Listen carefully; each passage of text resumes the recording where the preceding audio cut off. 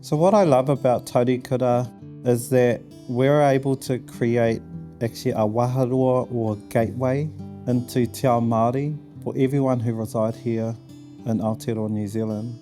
I think the opportunity of this time is for tangata tiriti and non-Māori like myself to take their responsibility for enriching, creating an Aotearoa in which two cultures can thrive, can be celebrated by both without one being appropriated by the other. There's richness in different perspectives, there's richness in different cultures, and I think there's much more for us to celebrate in that than having to feel anxious or fearful about any type of imbalance.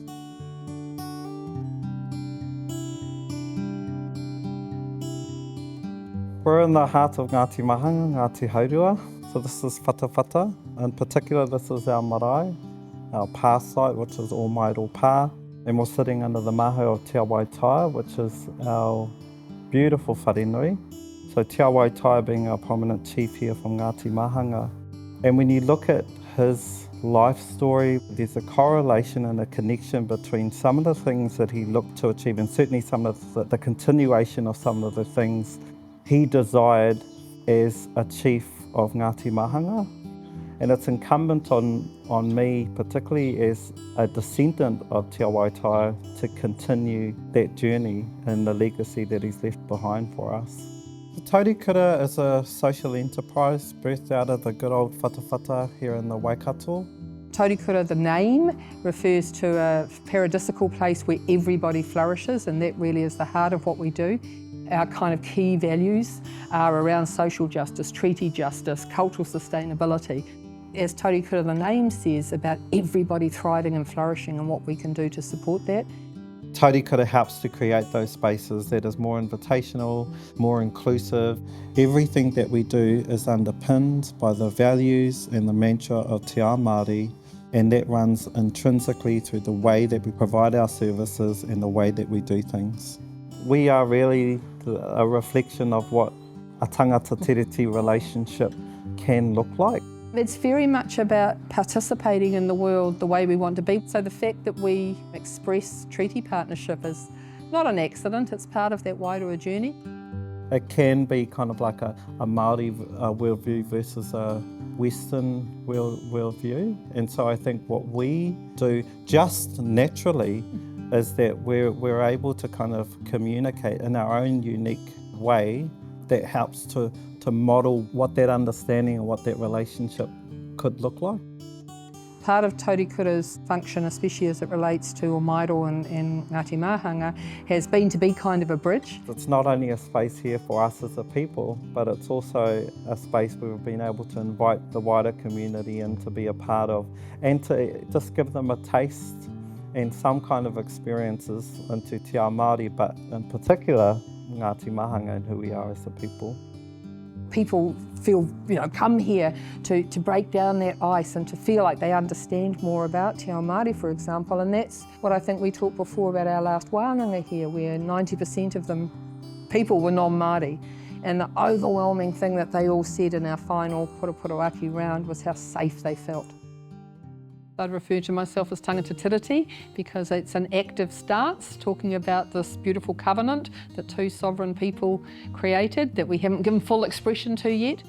For me, the key aspects of Te Ao Māori that really resonate, not just for me personally, but for my aspirations for the planet and for our country in particular, are that relationship aspect, that everything is connected through space and through time, through whakapapa, this maunga, this awa, this whenua, this ocean. It's the success and the well-being of the whole. Leadership isn't measured by how big your salary packet is or how much power you have over others.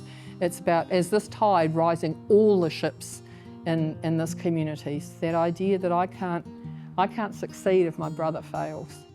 Part of our mahi is about bringing to life some of that shared history, but certainly making sure that the narrative behind it, that there's some equal conversations. We do te tiriti training with a lot of laughter, and people get it. The moment they understand the shared history of this country, instead of the only one that until very recently was taught in schools, our big thing is none of us are responsible for what's happened in the past, but we are responsible for what happens next. And to do that, we need to have an understanding of both stories that led us to this point. Once they hear some of that shared history, you find a shift in the minds and hearts of people. People who were tempted to say, oh, that's just Maori stuff, are now actually recognising that we all have a responsibility to step up and take joy in, Te Ao Māori, for example. To lift people up, it should never be at the expense of pushing others down. There's so much more to celebrate and so much more to acknowledge in people's differences. We actually have more similarities than we often acknowledge. One doesn't have to lose for the other to thrive. Two people thriving together, celebrating the unique differences, looking for the commonalities, fine, but also culturally being able to express themselves with joy. Yeah, how do I feel about past injustices? Quite honestly, I don't dwell on them. I take into account what's been inflicted on our people and who we are, and the sad part is that we're seeing elements of that now in this current stage. I'm more empowered by seeing people like Hana Maipi and certainly some of the work that we do that shines light on what I think the world could be if we just had more people doing the type of kaupapa and the type of mahi that we do. The heartening thing is that people are finally going, no, if I don't stand for something, I'm going to fall for everything. And people are wanting to get informed, they're wanting to understand more, and there's a lot of groups now that are springing up.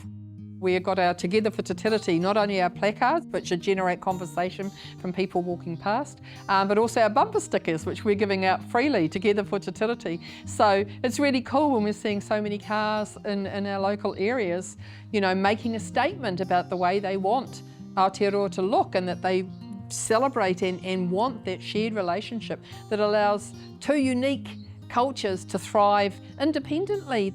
They're not taking from each other. You don't have to become somebody different, but allowing everything to thrive like a garden. A garden with just one flower in it would be so boring.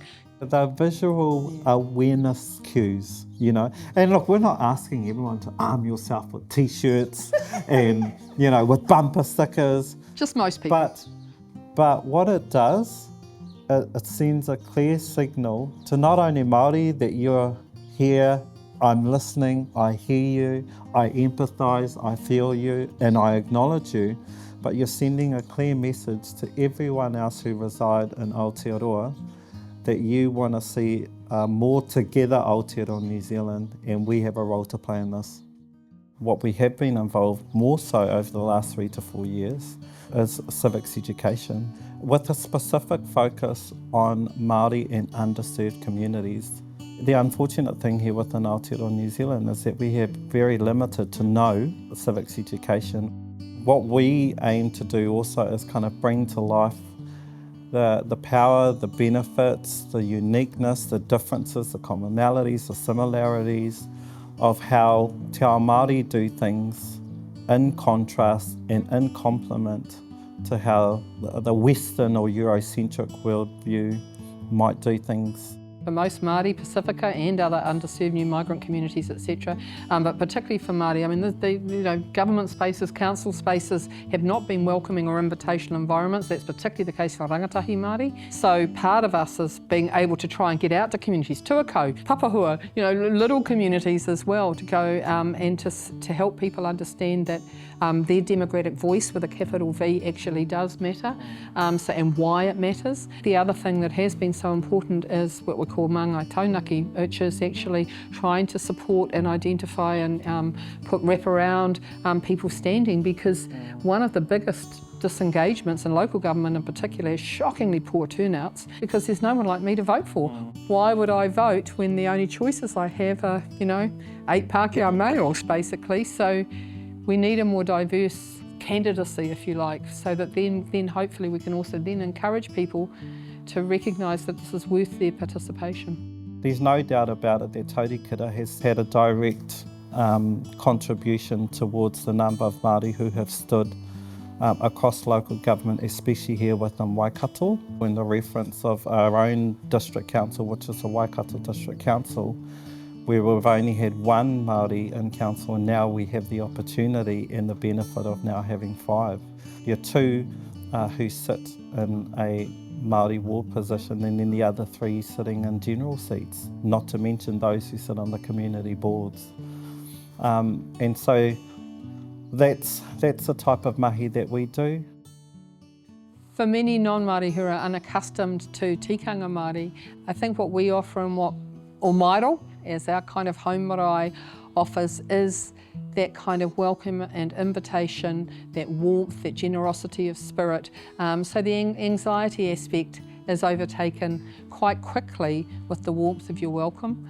And from there, once people feel that who they are really matters, then the learning can take place. People are confident and comfortable and feel embraced by this place.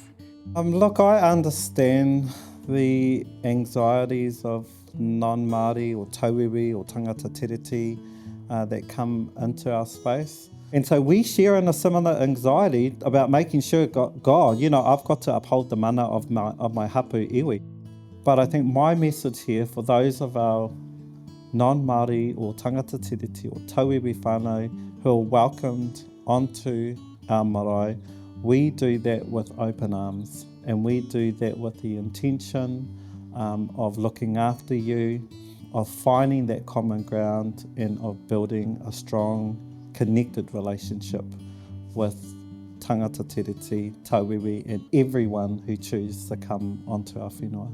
I think some of the keys to overcoming anxiety is remember that we're all anxious in new situations. I think the biggest things, and again, these are just common human factors, for Māori, showing respect and showing humility. Be guided by those around you. You know, if you just do what everybody else does, and you'll fake it till you make it. But anxiety is not, you know, a major disorder. And if that helps you be cautious, humble and respectful, go for it. Man, have I been party to some really hilarious moments. There was a situation where we were welcomed onto a marae. The most hilarious, I mean, you knew that this queer was just hilarious because she was wearing this massive flamboyant hat, you know, so she was already trying to make a statement. But anywho, she's doing the karanga and she's welcoming us onto the marae, and she just had this like brain kind of fart moment. She yells out and she goes, "Oh shit, I forgot what I'm meant to say. Oh, hurry up, just walk on." I mean, she was so nervous that she'd forgotten her karanga. And so, you know, I share that example because it happens to the best of us. And she was a kuia who's well versed in te ao Māori, who often does all the karanga, but even those people who are at that level still make mistakes. Actually, my chief supervisor, and she's not the only one, I've heard the story from other people too, but I know it directly from her. She was English, and when she first came over, that was the marae at the university. So, and they went to hongi, and she didn't know what she was doing, and she went and kissed this kaumata on the nose. But I've heard subsequently that that's happened so many times, and these stories make for all the humour in the dining room. And that's the thing about the anxiety and making mistakes. By the time you've done the hongi, please don't kiss people on the nose.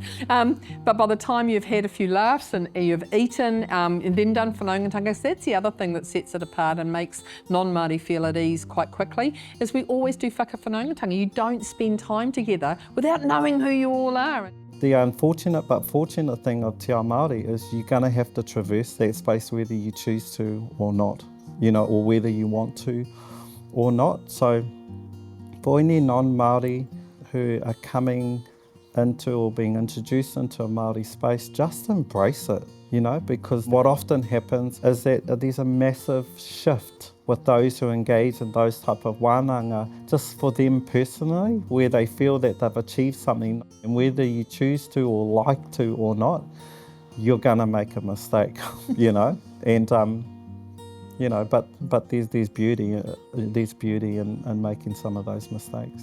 I think what's important to say is to not be fearful of what Aotearoa New Zealand, or certainly what the world could be when someone else is involved, you know. And in this case, Māori. Everyone has a role to play, whether you're Māori, whether you're non-Māori, whether you're tauiwi, even whether you're a foreigner. You have a role to play here to bring about equality and some balance. You know, when we can come together and participate in something that we may not own, but we can enjoy and validate and express the, you know, the awe that comes with seeing something that might not be ours, but is still unique and splendid in its own right.